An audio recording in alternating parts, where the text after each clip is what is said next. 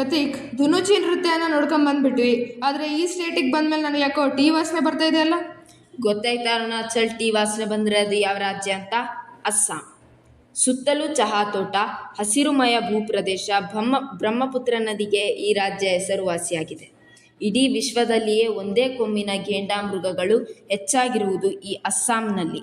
ಓಹೋ, ಹಾಗಾದರೆ ಈ ಸ್ಟೇಟಿನ ಹಿಸ್ಟ್ರಿ ಮತ್ತು ಈ ಸ್ಟೇಟಿಗೆ ಅಸ್ಸಾಂ ಎಂಬ ಹೆಸರು ಹೇಗೆ ಬಂತು ಅನ್ನೋದನ್ನು ತಿಳಿಸ್ತೀರಾ? ಮೊದಲು ಅಸ್ಸಾಂನಲ್ಲಿ ಅಹೋಮ್ ಅಂತ ಸಾಮ್ರಾಜ್ಯ ಆಳ್ವಿಕೆ ಮಾಡಿತ್ತು. ಆದ್ದರಿಂದ ಈ ರಾಜ್ಯಕ್ಕೆ ಅಸ್ಸಾಂ ಅಂತ ಹೆಸರು ಬಂದಿದೆ ಅಂತ ಹೇಳ್ತಾರೆ. ಇಲ್ಲಿನ ಮುಖ್ಯ ದೇವಾಲಯಗಳು ಅಂದರೆ ಅದು ಕಾಮಾಖ್ಯ ದೇವಾಲಯ ಮತ್ತು ಮಹಾಭೈರವ್ ಅಂತ ಶಿವ ದೇವಾಲಯವಿದೆ. ಇದೆಲ್ಲ ಆಗಲಿ ಪ್ರತೀಕ್, ಆದರೆ ಇದು ಏನು? ಇದು ಸೂರ್ಯ ಪಹಾರ್ ಅಂದರೆ ಸೂರ್ಯನ ಬೆಟ್ಟ. ಈ ಸ್ಥಳ ಹಿಂದೆ ಸೂರ್ಯನ ಆಕರ್ಷಣೆಯ ಕೇಂದ್ರವಾಗಿತ್ತು. ಇಲ್ಲಿ 1,00,000ಕ್ಕೂ ಹೆಚ್ಚು ಶಿವಲಿಂಗಗಳಿವೆ. ಅಸ್ಸಾಂನ ರಾಜಧಾನಿ ದಿಸ್ಪುರ್.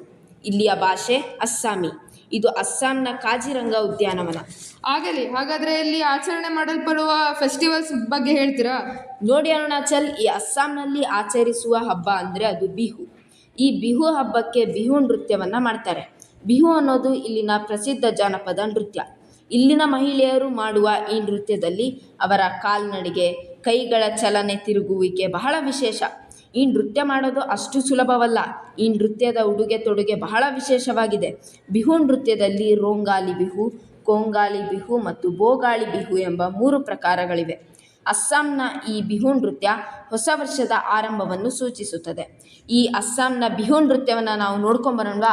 ಸರ್, ಸುಮ್ಮನೆ ನೋಡಿದರೆ ಏನೂ ಮಜಾ ಬರಲ್ಲ. ನೀವು ಮೊದಲೇ ಇಲ್ಲಿನ ಟೀ ಫೇಮಸ್ ಅಂತ ಹೇಳಿಬಿಟ್ಟಿದ್ದೀರಿ. ಅದಕ್ಕೋಸ್ಕರ ಟೀ ಕುಡ್ಕೊಂತಾನೆ ನಾವು ನೃತ್ಯ ನೋಡ್ಕೊಂಬರೋಣವೇ? ಓ ಆಯಿತು, ಬನ್ನಿ.